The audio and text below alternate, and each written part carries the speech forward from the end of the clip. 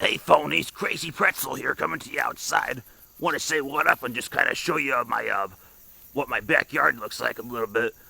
As you can see, there's a body of water back here. This is a lake. It's called Long Lake, and you can see it's lake's kind of been down this summer. We haven't had a lot of rain, so this kind of typically seems to happen. Though it's like the lake kind of goes down during the summertime, and then we get winter rolls around and we get our share of like snow and rain and stuff, and then with the ground freezing, it kind of fills back up. So here's the burnt pile last time when I said I was going to dig it out. Yeah, I did. Unfortunately, apparently some ugly looking mushrooms are growing there. So if y'all want to be tripping, make sure to be tripping on mushrooms here at the Crazy Pretzel House. So anyway, we're gonna review some AEW Dynamite here. We gotta get my camera situated. Hopefully y'all can see me. If you like my Tarha hoodie, she's a singer. Well, she used to be the singer of a band called Nightwish. Now she's like kind of got her own little solo gig going. Pretty cool singer if you want to check her out. So she's still not too bad looking. She's a bit older now than she's not really old. She's like maybe in her 40s. So she's like still looks good, I think. But anywho. Crazy Pretzel here. We're going to review some AEW Dynamite from September 16th, 2020. So I actually kind of somewhat enjoyed this show, but the math never lies, phonies. The math never lies. So filming this show was kind of fun. I had a fun night at work. I worked like pretty much Tuesday through yesterday this week, and I was going to come home. I came home from work Thursday night and watched about the first half of the show. It was going to watch the second half of it on Friday morning, and then my stupid internet went down and wasn't working. So I was like, what the hell? I hope the internet came up. When I was going to work later, I passed like 5 or 6 NIPSCO trucks, so either a line went down or they were working on something, or I don't know. It was weird. My night before I went to work, though, or before I watched the show, was pretty funny. So I'm telling you, phonies, in the nursing world, I'm starting to feel like that the alert and orientated people are becoming more cuckoo for Cocoa Puffs than the psych patients are. Like the people that actually have like dementia and mental issues and stuff like that. Sorry guys, I'm trying to get my camera here at a more steady angle here. But yeah. So like, so I have this lady, right? And this lady's kind of crazy. Like, she's with it, but she's, like, a little bit loco. So I go into a room, like, before to check her blood sugar. I hear her crying, so I go in the room just to talk to her. She stops crying and immediately switches into a conversation that we were having, like, the day before about, like, the cost of some of her medications or something that she got from a pharmacy. Like, it was so weird. She's, like, crying and then goes into that. So then later, she's like complaining about like hemorrhoid pain or whatnot. So she asks for a medication. So, she's a lady, I'm a guy. I go in the room to go give it to her, give her a good old suppository for the hemorrhoids, right? So I take it into the room, and then she's like, doesn't want me to do it. She wants to do it herself. She's one of those ladies that doesn't want a guy doing care for her and whatnot. So I say, all right, that's fine. So Crazy Pretzel leaves the room, right? So then the lady asks my nursing aides to go in the room and give her the medication, or like help her so she can give it to her, and they can't do that. It's not in their job title, right? So then this lady wants a female nurse to go do it, and there's only 2 other female nurses in the building that could do it, but they're so freaking busy with their work. And it's like, so finally, like, one of my aides and I just went in there and we gave her the medication, right? I mean, it's fucking ridiculous. It's fucking ridiculous. It's like, I'm here to take care of you. Let Crazy Pretzel take care of you. If you got Crazy Pretzel care, you've got it made, phony. So, made in the USA. Well, I was born in Indiana. Indiana's part of the USA. So, all right. So let's go into the show. Sorry about talking about my wrestling review with a suppository story, but I just wanted to talk about that because I guess you could say, pun intended, it was somewhat of a shitty night. Although technically I can't make that joke because the medication I gave wasn't for constipation. So, alright, so, speaking of constipation. So, we open the show up here with FTR versus Jurassic Express, right? In this tag team matchup. So, the constipation joke I make. So the Young Bucks come out. For whatever reason, they super kick the referee that was going to be the ref for the match. And then they walk past Tony Khan, who's just chilling backstage. And they throw like a wad of cash at him, and then they leave. So apparently these guys like losing money for no reason, apparently. Oh, they're defying authority. Yeah, but they're paying like, 10 grand or 5 grand each to do that. I mean, that just sounds fucking stupid. You know what I'm saying? I don't think they earn that much money, like, in order to really pay doing that or something. So, and another little rant about Tony Khan before we go into the action of the match or whatever. Why does Tony Khan, like, not wear a suit or whatever? I mean, I don't care what you guys think about Mr. McMahon, being a dick, an asshole or whatnot. But when Vince McMahon appears on TV, he looks sharp, man. He's got a suit on. He looks like professional. Looks good. You see Tony Khan just chilling back there, looking worse dressed than me, like long sleeve shirt on. His hair looks like crap. Wearing glasses. Not that wearing glasses is a bad thing, but it's just like the way he was dressed. Like he just looked like an average, Joe on the street. So I don't know. Why would you want to look like, take me for example. Why would I want to look like a normal pretzel? I want to be crazy pretzel. I want to be a pretzel that stands out from the other pretzels.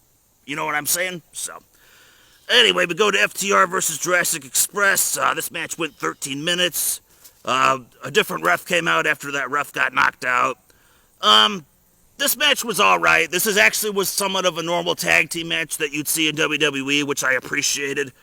I'm not a crazy, hardcore tag team wrestling fan much anymore, but when I watch my tag team matches, I want to see a little psychology. I want to see, the hot tag to the face to come in and clean house on the bad guys, and then something transpire after that. You know what I'm saying? I want some kind of psychology and format, and FTR gave us that with Jurassic Express. So, it's amazing how Jurassic Express, sometimes they have, decent matches like this, and then they have, shitty matches that, with no selling and stuff. I guess I'm saying FTR is better than the Young Bucks. Well, they are. Look at how big this Mountain Dew is, phonies. For some reason this morning I thought I saw this Mountain Dew and wanted to buy it. Then I realized how big it is, so I'll be drinking this all day. So, this match... So FTR, pretty much took control of this match. Jungle Boy cleaned house, tagged in Luchasaurus, who cleaned house, and then FTR took over for, 90% of the match. And then Jungle Boy got the hot tag back in. He tagged in Luchasaurus later back in or something after taking a lot of offense. I don't even... No. Fuck. Luchasaurus. No, yeah, Jungle Boy got tagged back in. So, I don't know. FTR won this matchup. Pretty much like the finish of the matchup. It's about the only thing I remember that I wrote down in my notes. Finish of the matchup was Jungle Boy tried some kind of sunset flip move, and then I think Dax Harwood reversed it, and then Wheeler grabbed his arm behind the ref's back to hold him down for the 3 count. So, sorry that I don't remember too much of this match, but it was alright. I gave it a plus, so I didn't hate it. But like I said, I watched this Thursday night, and then I didn't finish the show till this morning, so my internet wasn't working. Next we had Private Party with Matt Hardy backstage, and then Matt Hardy's just laying on the ground clutching at his right knee. And before this, Alex Marvez was he's like, I gotta show you something, guys. You gotta see this or something. And then you just see Matt Hardy lying there holding his knee.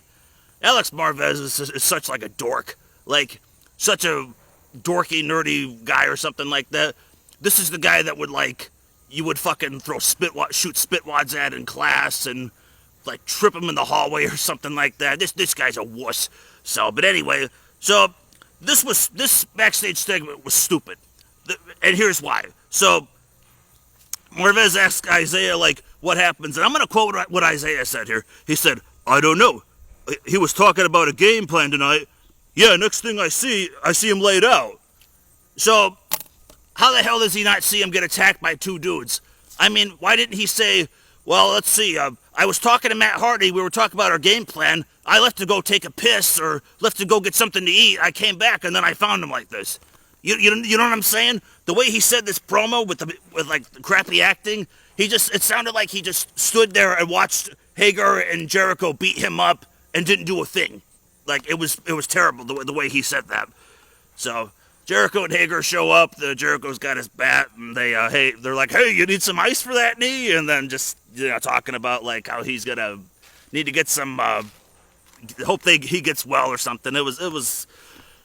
That was all right, but like I said, I gave this segment the old X because what happened to just a simple beatdown? You know what I'm saying? Show them backstage. Show, like, Jericho just coming up from Matt Hardy from behind with a frickin' pipe or something, clubs his fucking knee, like, real good or something, and then, pull apart, and then, Matt Hardy's hurt. He can't manage tonight. That's all you gotta do. Simple, right? Yeah, but they can't do that in this company. Simple is not in their vocabulary. So, all right, next we had Frankie Kazarian versus Adam Page, one-on-one. They had Kenny Omega on commentary. I'm sorry, guys.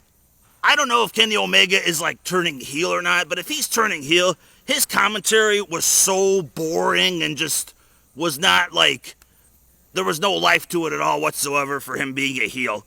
Like, he kept talking about rankings, he, like, didn't have any emotions or anything. Like, he kept, like, saying, like, yeah, he wants to do this, but I want to do this, and I want to do this, or something like that. He didn't insult anybody. He didn't, like, rip on Page for not, like, being there for him or just being a drunk or, you know what I'm saying? So how is this guy turning heel, like, when he's not even, like, saying anything edgy, doing anything edgy, just doing something, like, out there? Like, it was just really, really stupid. Like, his commentary was just, like, it was boring. And we got a whole 15 minutes of it because that's how this match went. It went 15 minutes with Kazarian versus Page.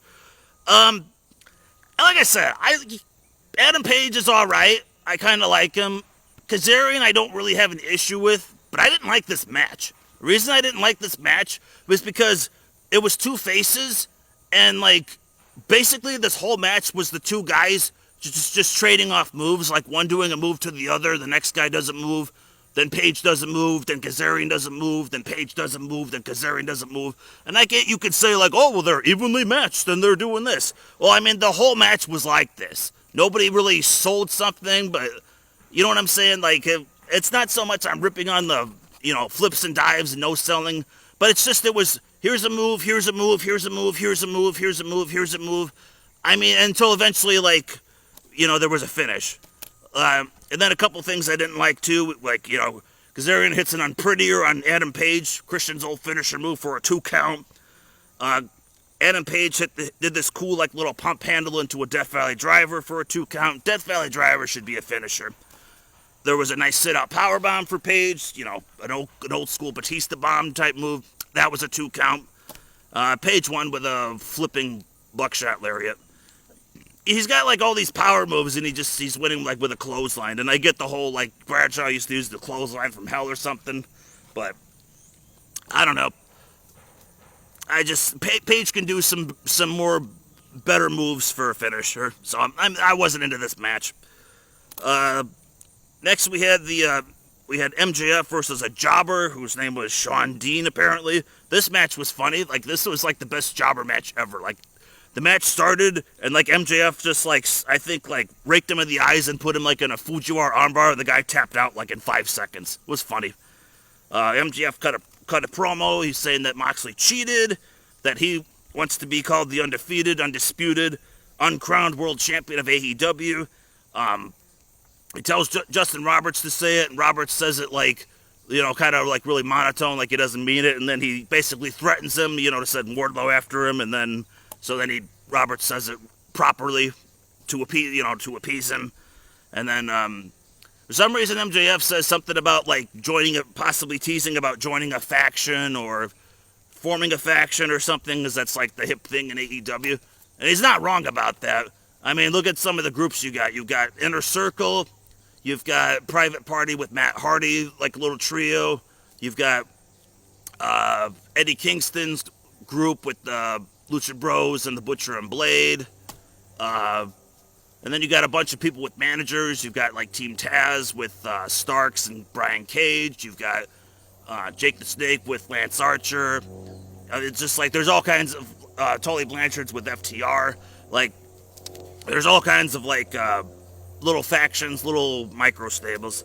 So I kind of don't want to see him form one. I kind of feel like he should do his own thing, but we'll see what happens. Like I said, though, a lot of times with MJF, you can't really go wrong. He's one of the best things on this show. We had a brief Team Taz, Ricky Starks finisher review. I don't even know what Ricky Starks calls it, but Taz was just reviewing how he executes it. That was all right. Then we had an Eddie Kingston promo. Talks about not being eliminated from the Battle Royal.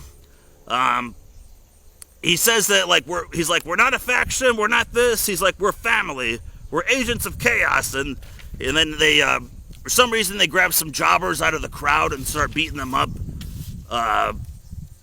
For some reason, Kingston says, like, Blade, you need to get your house in order. So I don't know if that's a pot shot at him needing to fix things with Allie or what, but again, like I said, they're little cues for a storyline that they have yet to even ever touch upon for no reason.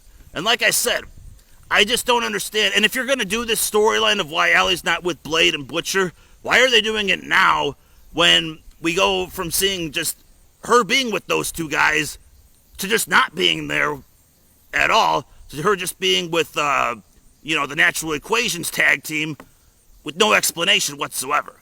Like, I still don't get that. I mean, who wants to...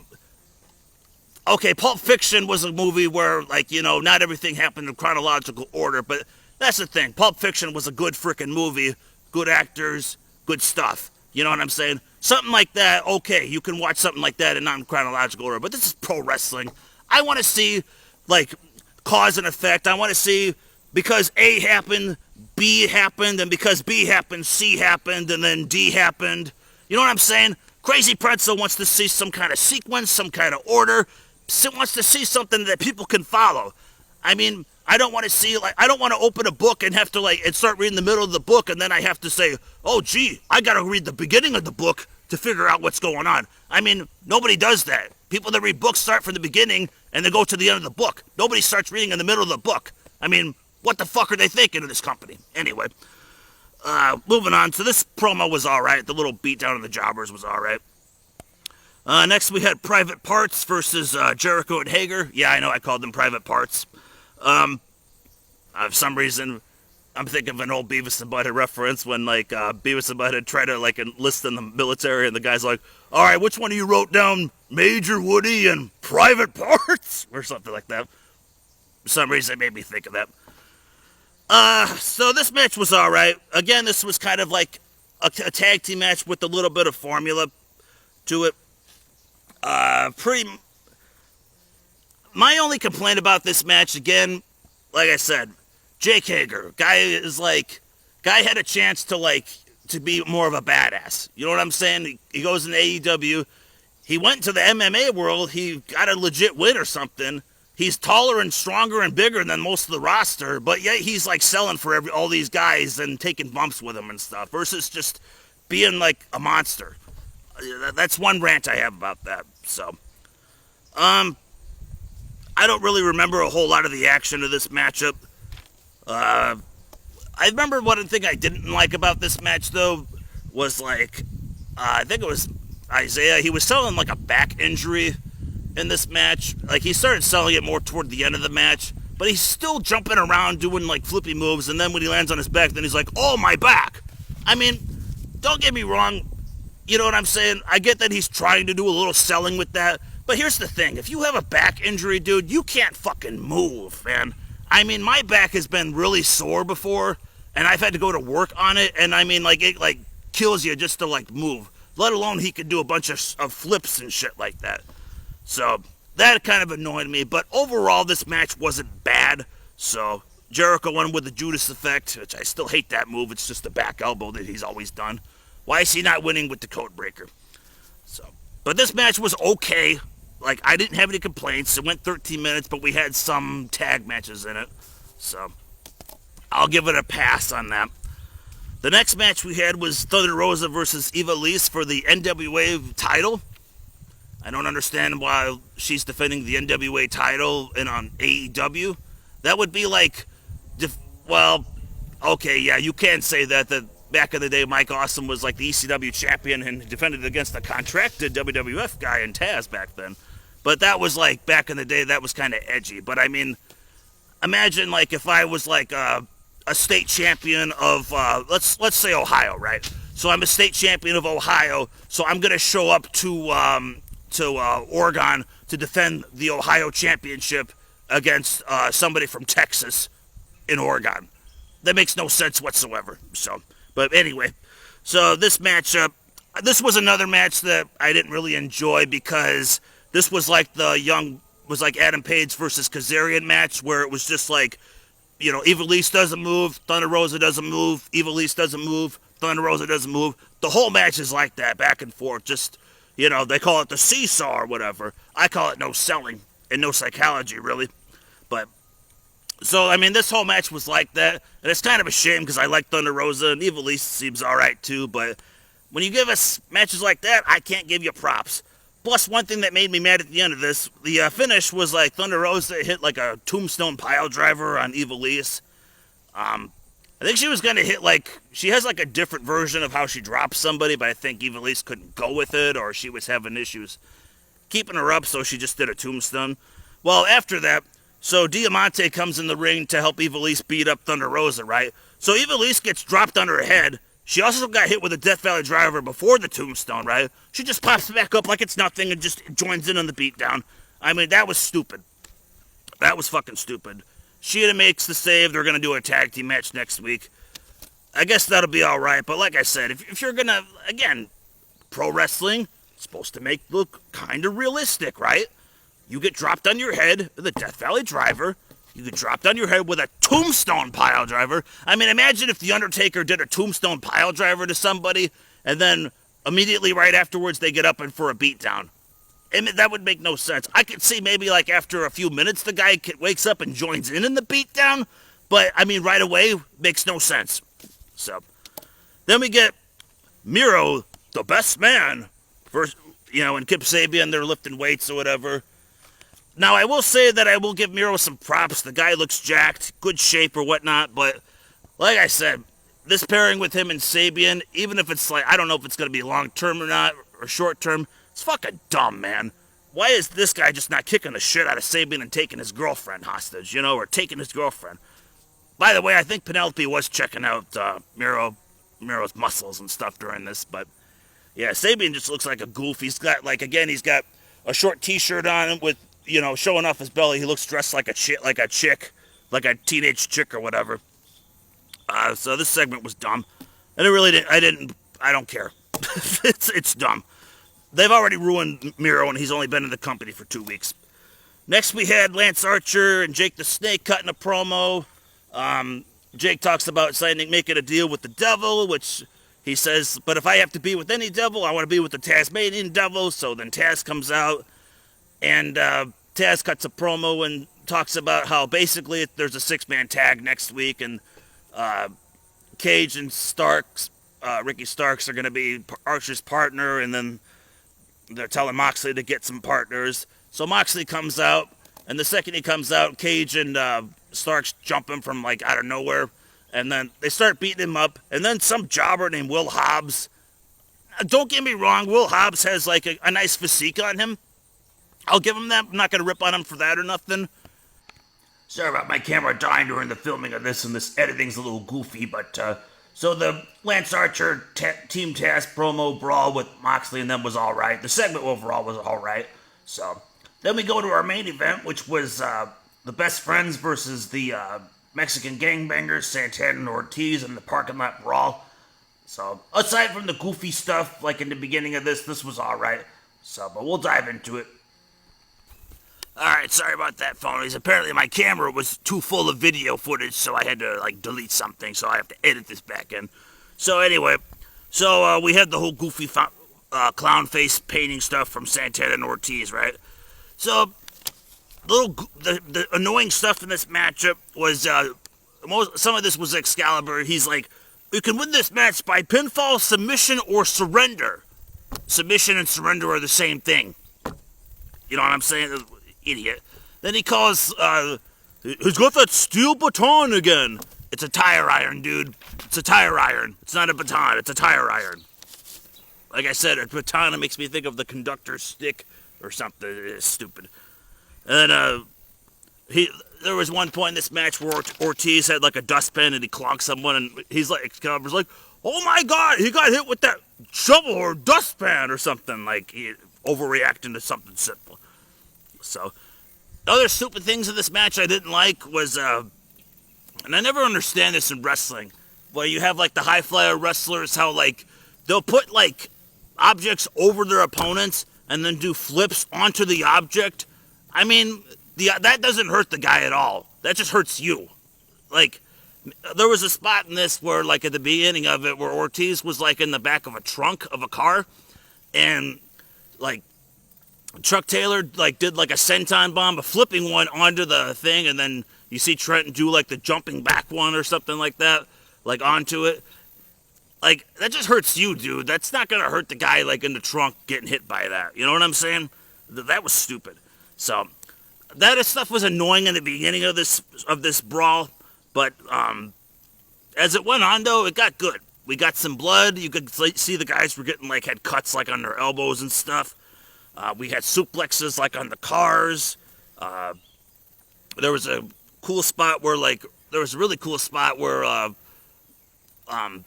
Ortiz powerbombed Trent, like, on top of a car, and then Santana and Ortiz, like, picked up Trent, and, like, they basically powerbombed him, like, into the windshield of a car. Like, that was pretty cool.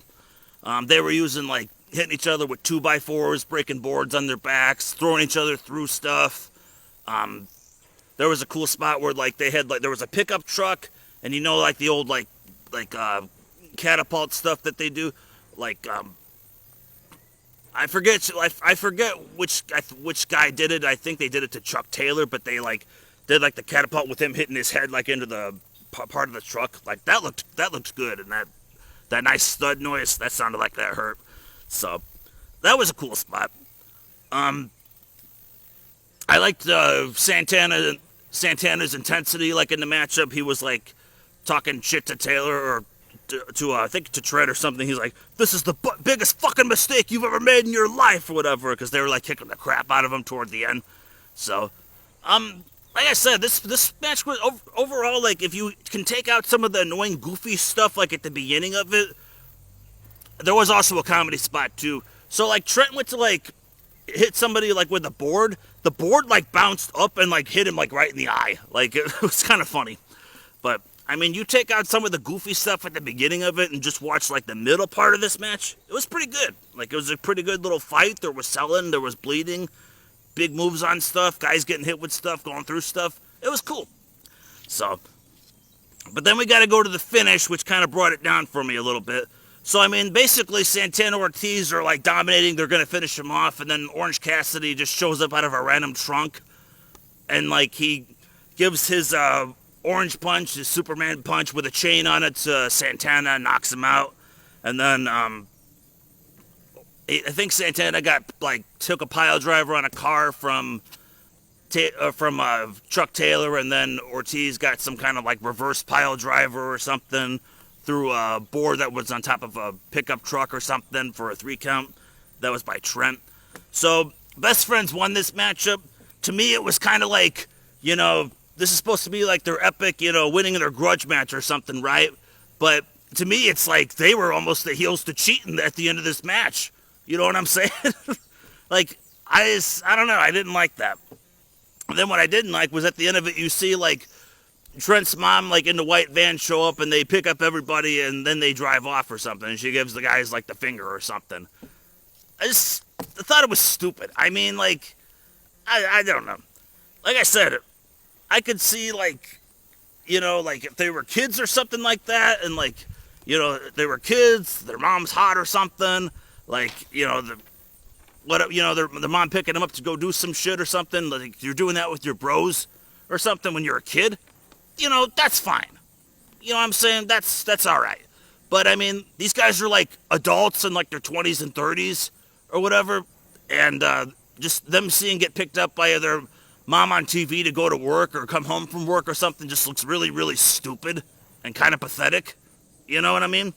So, I mean, I'm Crazy Pretzel. I'm not like the coolest guy in the world or whatever. You know what I'm saying? But I mean, like, my fucking, like, environment of my house, my job, the shit that I see, compared to some of the shit that these guys do, makes me like a badass hardcore guy. So, overall, the show got a 7 out of 11, which is a 64%. That's a D. So, AEW was a decent show. So, have a good night, guys. Peace out.